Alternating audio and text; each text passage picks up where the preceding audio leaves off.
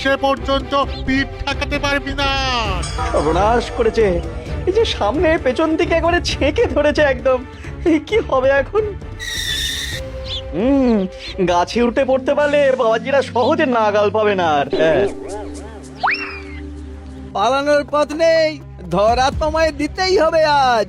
ও গো, এই যে আকাশে বাতাসে চারিদিক থেকে ঘিরে ধরেছে গো। ওরে বাবা গো, কে আছো? এবারের মতো বাঁচিয়ে নাও গো। না গোপাল দাদা, ওই দামে কি ইলিশ হয়? হয় হয়, চেষ্টা করলেই হয়। সকাল সকাল গরিবের ওপর কি অত্যাচার শুরু করেছো গোপাল? আচ্ছা, দরদাম করাকে কি আজকাল অত্যাচার বলা হচ্ছে নাকি মন্ত্রী মশাই? ন্যায্য দামের চেয়ে কম দামে মাছ কিনছো, এটা কি ওর ওপর অত্যাচার নয়? বক কথা। এই দে রে, ওই ইলিশখানা দে দেখি, কত দাম ওটার? হ্যাঁ, যারা না মন্ত্রী মশাই। ব্যাস এইটুকু? আরে এত কম নিলে সংসার চালাবি কি করে রে? এই নে, 8 আনা রাখ। আরে ও গোপাল দাদা, তুমি কি নেবে গো? পুঁটি দিয়ে দে, গোপালের জন্য ওইটাই ঠিক আছে।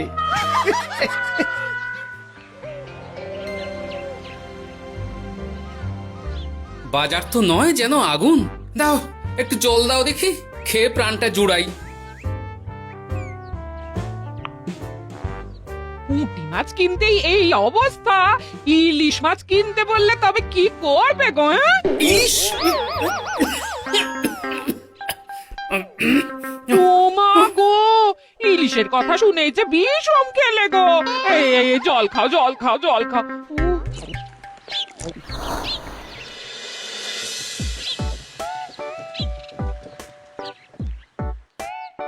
আরে বাবা জীবন যে, তুমি কখন এলে? হ্যাঁ, এই তো বাবা এক্ষুনি এলাম। ও মা, এই বাবা জীবন যে, আর মিনুমা কোথায়? তাকে দেখছি না কেন? মিনু, মিনু তো আসেনি আমার সঙ্গে, আমি একাই এসেছি। সে কি কথা? তাকে ওখানে ফেলে একা চলে এলে তুমি? সে তো আমায় ঝগড়া করে বাড়ি থেকে বার করে দিলে। হ্যাঁ, আমার তো আর যাওয়ার জায়গা নেই, তাই ভাবলাম যতদিন না আপনাদের মেয়ের মেজাজ ঠিক হচ্ছে ততদিন আমি এখানেই বেশ করেছো বাবা, বেশ করেছো। এ তো তোমারই বাড়ি গো, তোমার যখন ইচ্ছা হয় তখন আসবে। হ্যাঁ, কিন্তু মিনুমা তো এমন করে না কখনো। সেটাই তো আমিও ভাবছি, কি যে হলো হঠাৎ করে। একসাথে থাকলে অমন একটু আধটু হয়। তুমি কিছু চিন্তা করো না বাবা, সব ঠিক হয়ে যাবে। হ্যাঁ, আহা, তুমি এখানে দাঁড়িয়ে থাকলে কেন? যাও বাজার করে নিয়ে এসো। জামাই আমাদের কতদিন পরে এলো। হ্যাঁ, চেহারাটাও কেমন শুকনো লাগছে গো। আহা হা হা হা, রাতে কি খাবে বাবা? লম্বা চালের ভাত দিয়ে একটু পাঁঠার মাংস করে দিই। হ্যাঁ, ওই শুরু হয়ে গেল তো। সে তুমি যতই বিষম খাও না কেন, জামাই আমাদের পাঁঠার মাংস খাবেই খাবে, আমি বলে দিলাম। হ্যাঁ,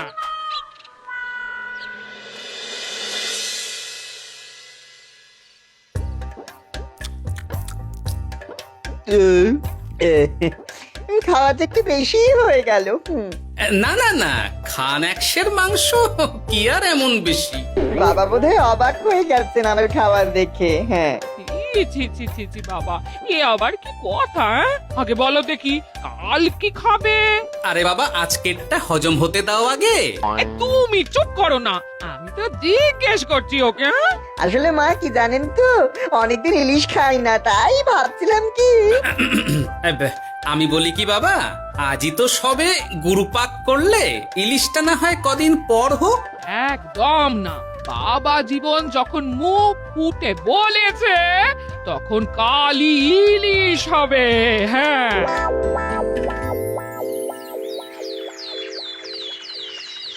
গেছে যখন যাক, বেশি ভেবে আর কি হবে। তার চেয়ে বরং গিন্নি যদি একটু তেল ঝাল দিয়ে কষিয়ে রান্না করে, অনেকদিন পর জমিয়ে ইলিশ খাওয়া যাবে। কি এত একা একা ভাবেন বলুন তো বাবা শ্বশুর? ও বাবা, তুমি আবার উদয় হলে কোত্থেকে? শ্বশুর বাড়ি এসেছি বলে কি খালি হাতে বসে থাকবো নাকি? এই একটু বাজার করে নিয়ে এলাম তাই। বাহ বাহ বাহ বাহ বাহ বাহ বাহ, কি বাজার করলে শুনি? তেমন কিছু না, ওই একটু চুনো মাছ আর কুমড়ো শাক।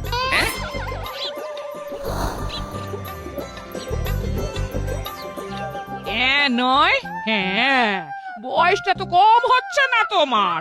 কাল মাংস, আজ ইলিশ, হজম হবে তোমার? হ্যাঁ, কাল মাংস মানে আমায় তো শুধু ঝোল আলু দিলে তুমি, বাকি সবই ওই। আর চুপ, ওলের সাথে তো কিছুটা মাংস গলে মিশেছে নাকি? সেটা কোথায় যাবে? হ্যাঁ, তা বলে এই চুনো মাছ আর কুমড়ো শাকের ঘ্যাঁট। জানেন তো মা, ইলিশ ভাজার চেয়ে আমার ইলিশ ভাপাটাই বেশি ভালো লাগে। হ্যাঁ, এই নাও নাও নাও, আরো দুটো ইলিশ ভাপা নাও। এই না না, আমি আর পারবো না। পারবে পারবে, সব পারবে। সবে তো ছখানা হয়েছে, আর না নিলে হয় কি করে বলো? হতভাগা, গোটা ইলিশটা সাবড়ে দিল। পারলে বেটা আমাকেও সাবড়ে দেবে কোনোদিন। কি হলো বাবা, আপনিও একটা খাবেন নাকি? না না বাবা, তুমি খাও, আমার জন্য চুনোই ঠিক আছে। মা, ইলিশ ভাজার আছে নাকি? আসলে ভাজাটা এমন করা হয়েছে না যে আহা, নাও না বাবা নাও, লজ্জার কি? তোমার জন্যই তো করা এত সব। হ্যাঁ,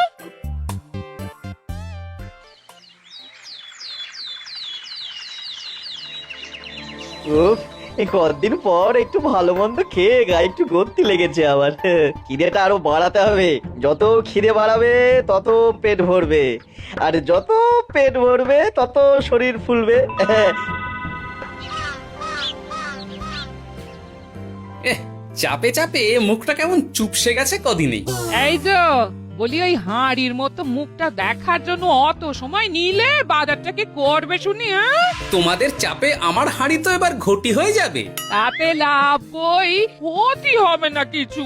এখন যাও, বাজারে যাও, বাবা জীবন একটু দই কাতলা খেতে চেয়েছে আজ। হ্যাঁ, এ আচ্ছা জ্বালা তো, সারাদিন খালি খাই খাই আর খাই।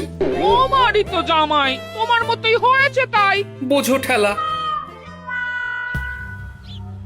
না, কেউ নেই এই বেলা।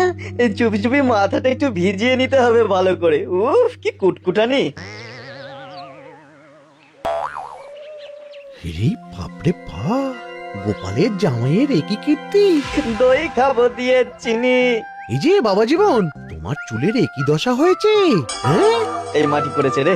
মাটির আর কি দেখলে বাবা জীবন, তোমার এই টাকের কথা জানতে পারলে তো তোমার শ্বশুর মশাই শাশুড়ি মা মুখে চুনকালি দিয়ে বিদায় করবে তোমায় ঘর থেকে। এই না না না, এই পায়ে পড়ে আপনার, দয়া করে এমন কি করবেন না আমার সাথে আপনি। ও বাবা, গলার স্বরও বদলে গেছে দেখছি। ইস, ঘেঁটে গেল সব। এখন ঘাটেনি, তবে সত্যি কথাটা না বললে আমি ঘাটিয়ে দেব সব। বলবো বলবো, সব সত্যি কথা বলবো, আমি সব সত্যি কথা বলবো। তবে দয়া করে আপনি কাউকে কিছু জানাবেন না। বলো তাহলে। আসলে আমার যমজ ভাই গোপালের জামাই, হ্যাঁ, আমার ভাইয়ের গলা একটু পাতলা, তাই ভাইয়ের শ্বশুরকে ঠকানোর জন্য আমিও ওরকম ভাবে কথা বলছি, আর ভাই শ্বশুর বাড়িতে গ্যাট হয়ে বসেছি।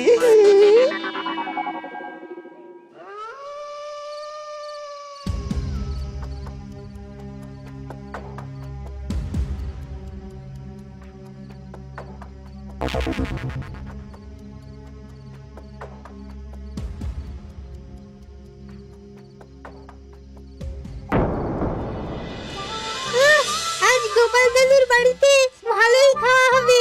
হ্যাঁ, হঠাৎ নিমন্ত্রণ পেলে ভালো তো লাগবেই। আরে ওই দেখ,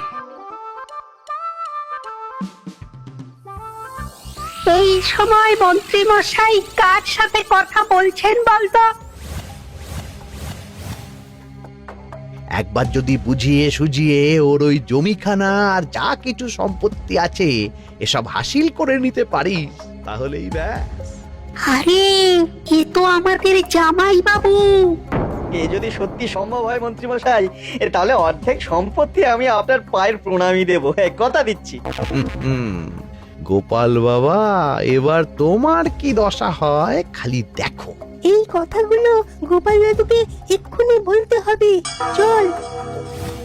এই কে কে কে ওখানে কে? শিয়াল হবে হয়তো। শেয়াল? তুমি দেখলে শেয়াল ছিল? শিয়াল ছাড়া আর কি বা হবে। ও, এই ব্যাপার, তাহলে তো একটু সাবধান থাকতে হয়।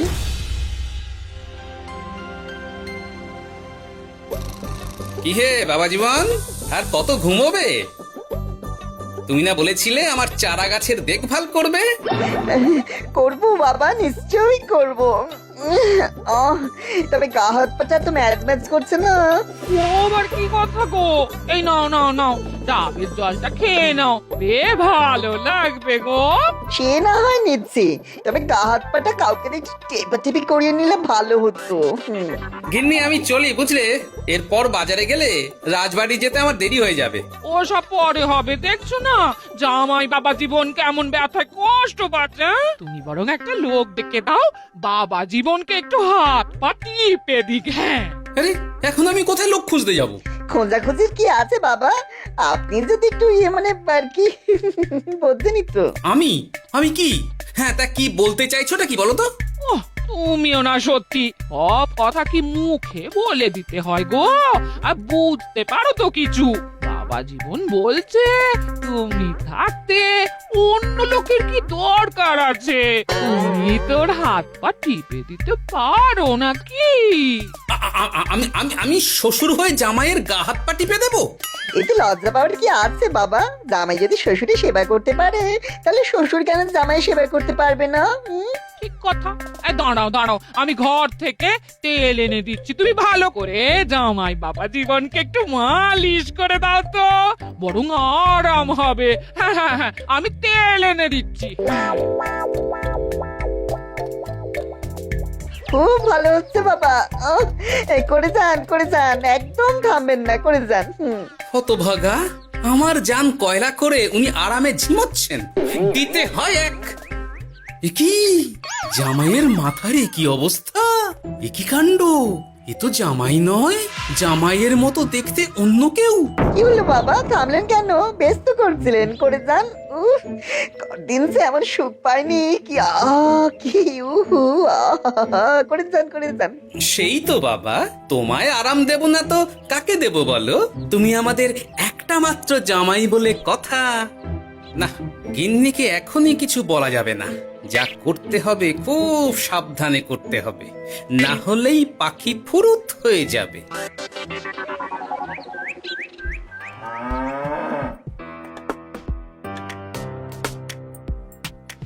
কি বাবা, তুমি এত সকালে? কিছু হয়েছে নাকি? এই তো জামাই, আমি বুঝতেই পেরেছি ওদিকে কোনো একটা ঘোট আছে। শোনো, তোমাকে এখন আমার সাথে কৃষ্ণনগর যেতে হবে, তবে ওখানে গিয়েও কিছুক্ষণ গা ঢাকা দিয়েই থাকতে হবে, সঠিক সময়ে বেরিয়ে আসবে।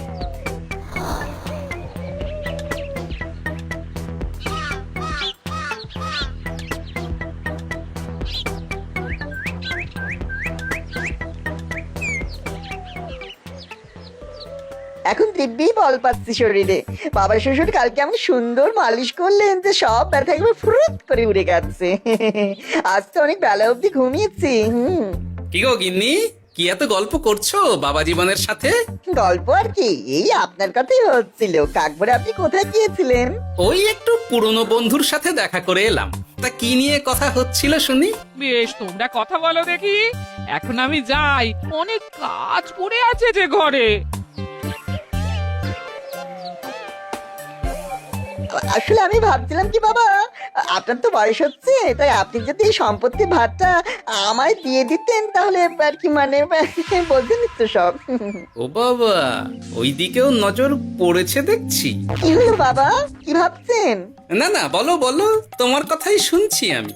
হ্যাঁ, ওই আর কি, আপনি সম্পত্তি আমায় লিখে দিন, তাহলে আপনার কাঁধের ভারটা একটু কমবে। হ্যাঁ, কাঁধের ভার কমবে না আমার কাঁধে চড়ে খাওয়া আরো সহজ হবে? বাবা, আপনি কি বলছেন? আপনি যেমন আছেন থাকবেন, শুধু আপনি না থাকলে তো এত বড় সম্পত্তি আমাকেই রক্ষা করতে হবে। তাই আগে থেকেই সবকিছু বুঝে নেওয়া ভালো, তাই না? তাই আপনি যদি ঠিক কথা, একদম উচিত কথা বলেছো তুমি বাবা জীবন। আমি আজই এক্ষুনি আমার স্থাবর অস্থাবর সব কিছুর মালিকানা দিয়ে দেব তোমাকে, তারপরেই আমার ছুটি, আমি মুক্ত। সত্যি বলছেন বাবা? আপনি আজই আমাকে লিখে দেবেন সব? উফ, কি আনন্দ! মিছে কথা কেন বলবো বাবা? তুমি তো আমার নকল জামাই নও, তুমি হচ্ছে গিয়ে আমার 7টা নয় 5টা নয় একটা মাত্র আসল জামাই।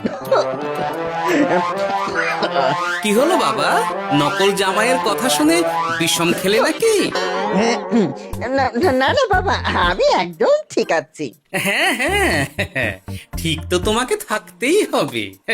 দাঁড়াও, আমি তাহলে রাজবাড়িতে গিয়ে আমার জমির দলিলটা তোমার নামে লিখিয়ে আসি, বিকেলের মধ্যেই সব কাজ হয়ে যাবে। নিজের বাড়িতে থাকতে রাজবাড়িতে দলিল লিখেছেন কেন? আমার কাঁচা বাড়ি, ইঁদুর পোকামাকড়ের উৎপাত। যাই হোক, আমি এলাম। হ্যাঁ, ভূপাল রে ভূপাল, এবার খুলে যাবে তোর কপাল। হ্যাঁ, শোনো জামাই, তোমাকে কিছু কাজ করতে হবে। কি কাজ? চলো যেতে যেতে বলছি। সবার আগে এক মুহুরির কাছে যাব, কিছু নকল কাগজপত্র বানাবো, আর তারপর তুমি সেই কাগজ নিয়ে যাবে মন্ত্রীর বাড়ি। কিন্তু কেন? কারণ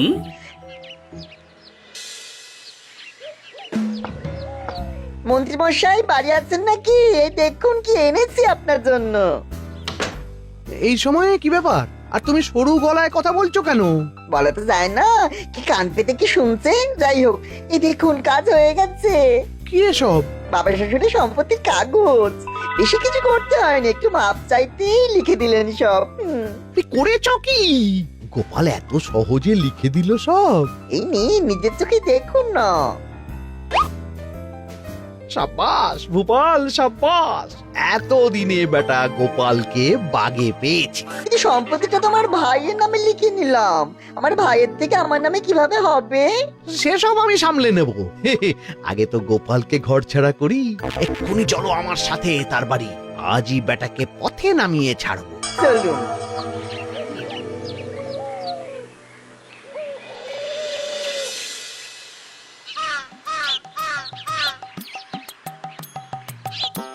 কি হলো বাবা শ্বশুর, গেলেন কই? এই তো বাবা, চলে এসেছি। আমার নামে দানপত্র? সব প্রস্তুত, এক্ষুনি চলে আসবে। আচ্ছা, পুরো সম্পত্তিটা ওকে লিখে দেওয়া কি ঠিক হবে গো? কিছুটা না হয় আমাদের মিনুর নামেও লিখে দিলে। আর আমাদের তো একটা ছেলেও আছে নাকি? ওর কথা কি তুমি ভুলে গেলে নাকি? আপনি মিছি মিছি এসব ভাবছেন মা? আমার নামে সম্পত্তি মানে কি শুধু আমি ভোগ করবো নাকি?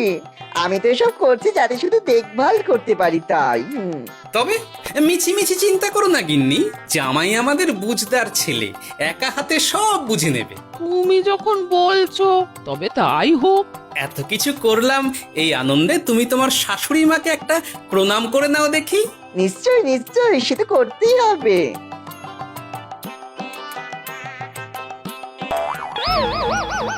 ওমা গো, এত বড় টাক এলো কোত্থেকে? এই, আপনি কি করলেন বাবা শ্বশুর? চুপ! এই তো সঠিক সময়ে মন্ত্রী মশাই এসে গেছেন দেখছি।